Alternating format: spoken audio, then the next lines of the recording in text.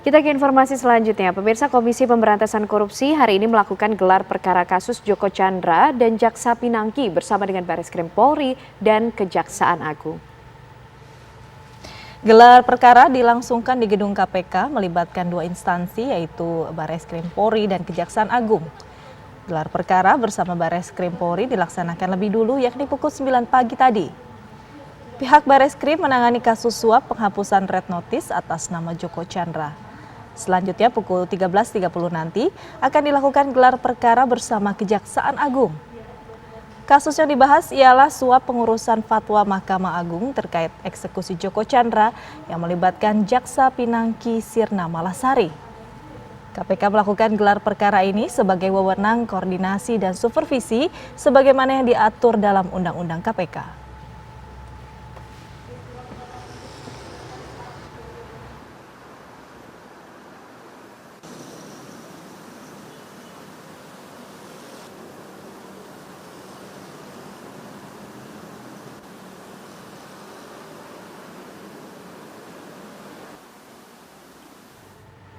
Bagaimana jalannya gelar perkara kasus Joko Chandra di gedung KPK Jakarta? Kami ajak Anda untuk bergabung dengan rekan kami Anggia Eboni di sana.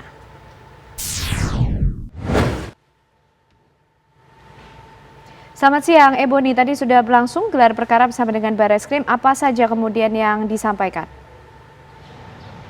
Ya, baik, selamat siang Ken, Ane, Yaumi, dan pemirsa. Hari ini pihak Komisi Pemberantasan Korupsi menggelar atau melakukan gelar perkara atas kasus yang melibatkan Joko Chandra, yakni terpidana kasus korupsi hak tagih Bank Bali. Nah, gelar perkara hari ini melibatkan dua instansi yang berbeda, yakni Bareskrim Polri dan juga Kejaksaan Agung. Ada dua agenda hari ini. Yang pertama tadi sudah dimulai pada pukul 9 pagi dan hingga saat ini masih berlangsung, yakni gelar perkara untuk kasus yang ditangani oleh pihak Bareskrim. Dalam hal ini, pihak Bareskrim menangani kasus suap atas penerbitan surat jalan dan juga penghapusan red notice atas nama Joko Chandra, dan Bareskrim juga sebelumnya sudah menetapkan 5 tersangka dalam kasus ini. 5 tersangka tersebut adalah Joko Chandra, kemudian pengacaranya Anita Kolopaking, lalu ada pihak swasta Tommy Sumardi, dan juga 2 orang dari pihak kepolisian, ada Brigjen Pol Prasetyo Utomo dan Irjen Pol Napoleon Bonaparte. Nah, kemudian nanti akan dilanjutkan pula pada pukul 1:30 siang.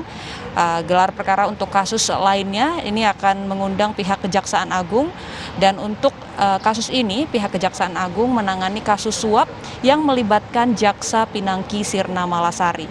Dalam kasus ini Joko Chandra diduga menyuap Jaksa Pinangki untuk proses pembuatan ataupun pengurusan fatwa Mahkamah Agung terkait dengan eksekusi terhadap Joko Chandra. Nah, selain menetapkan tersangka terhadap Joko Chandra, kemudian Jaksa Pinangki, dalam kasus ini juga pihak Kejaksaan Agung sudah menetapkan status tersangka terhadap politisi Partai Nasdem, yakni Andi Irfan Jaya.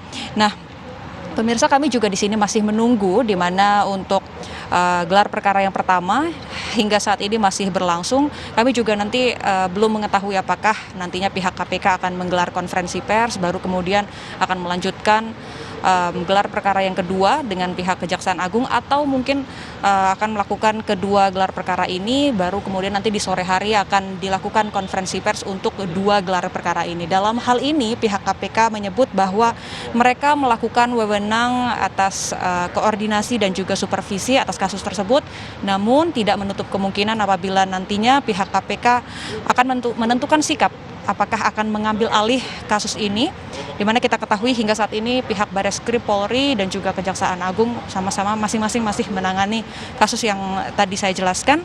Namun nantinya tidak menutup kemungkinan apabila memenuhi Undang-Undang KPK, tepatnya di pasal 10A, ada beberapa alasan, yakni diantaranya apabila pihak dari Bareskrim Polri ataupun pihak dari Kejaksaan Agung tidak berhasil menyelesaikan kasus ini, maka pihak KPK berhak ataupun bisa mengambil alih kasus ini. Sementara demikian, Ken, Ane, dan Yaumi.